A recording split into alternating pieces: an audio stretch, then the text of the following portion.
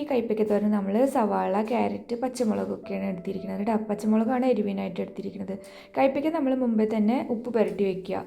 ഇത് ഒരു 3 കയ്പ്പയ്ക്ക എടുത്തിട്ടുണ്ട് കേട്ടോ. അപ്പോൾ ഇത് തലേ ദിവസം ഉപ്പ് പുരട്ടി ഫ്രിഡ്ജിൽ വെച്ചിട്ടാണ് ഇപ്പോൾ കാലത്ത് തോരൻ ഉണ്ടാക്കാൻ പോണത്.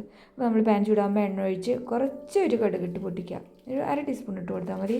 2-3 വറ്റൽമുളകും കൂടെ ഇടുക. അപ്പോൾ ഇതൊക്കെ ചേർക്കുമ്പോൾ തോരന് നല്ലൊരു സ്വാദ് ഉണ്ടാവും. പിന്നെ ആദ്യം തന്നെ നമ്മളിട്ടത് പച്ചമുളകാണ് കേട്ടോ. പച്ചമുളക് ഒന്ന് വാടിക്കഴിഞ്ഞിട്ട് സവാള ഇട്ട് കൊടുക്കുക. പച്ചമുളകിൻ്റെ പച്ചമണം പോയി കഴിയുമ്പോൾ തോരന് നല്ല രസം ഉണ്ടാവും, ഒരു പ്രത്യേക ടേസ്റ്റ് ഉണ്ടാവും. പിന്നെ കുറച്ച് ഉപ്പിട്ട് കൊടുത്തു. അപ്പോൾ ഉപ്പിടുമ്പോൾ ശ്രദ്ധിക്കണം, നമ്മൾ കയ്പ്പയ്ക്കയിൽ ഉപ്പ് തിരുമ്മിയിട്ടാണ് വെച്ചിരിക്കുന്നത് കേട്ടോ. അത്യാവശ്യം 1 ടീസ്പൂണോളം ഉപ്പൊക്കെ തിരുമ്മിയിട്ടുണ്ട് കയ്പ്പയ്ക്കയിൽ. അപ്പോൾ ഇതിൽ ഉപ്പിടുമ്പോൾ സൂക്ഷിക്കണം. നന്നായിട്ടൊന്ന് മൊരിഞ്ഞു വരട്ടെ കേട്ടോ സവാള. അതിനുശേഷം നമ്മൾ 1 കപ്പ് നാളികേരം ചേർത്ത് കൊടുത്തു. അപ്പോൾ 3 കയ്പ്പയ്ക്കയാണ് എടുത്തത് കേട്ടോ. അപ്പോൾ കയ്പ്പയ്ക്ക എടുക്കണ അനുസരിച്ചിട്ട് നാളികേരം ചേർത്ത് കൊടുക്കുക. 3 കയ്പ്പയ്ക്കായ കാരണമാണ് ഇത്ര അധികം ചേർത്ത് കൊടുത്തത്.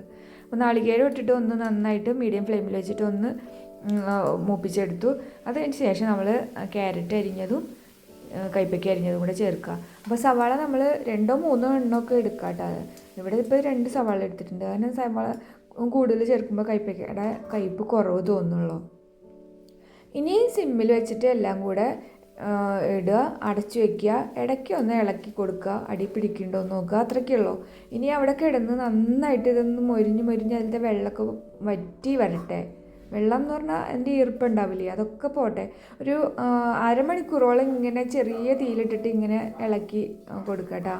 അപ്പോഴാണ് നന്നായിട്ട് കയ്പ്പ് കുറഞ്ഞ തോരനാവുക.